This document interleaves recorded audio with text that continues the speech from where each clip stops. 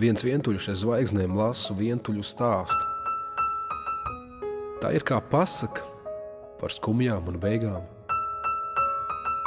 Izaicinu sevi uz likteņa ringu, lai nokdaunā krītot es garīgi spirktu.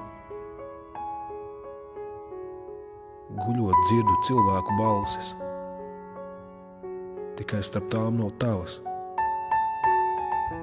Nav šīs klusās un vieglās, gaistošās mirkļa balsis.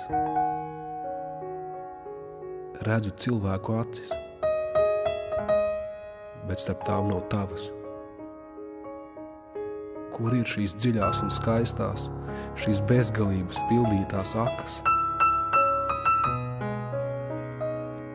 Jūtu cilvēku domas,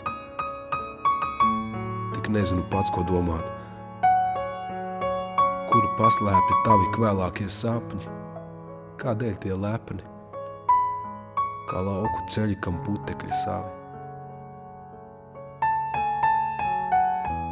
Kur ir tava zeme, kur pieskāriens mīt?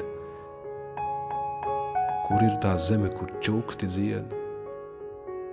Ir tāda saule, kas citādi spīd. Ir tādi vārdi, kas nedur, bet mīl.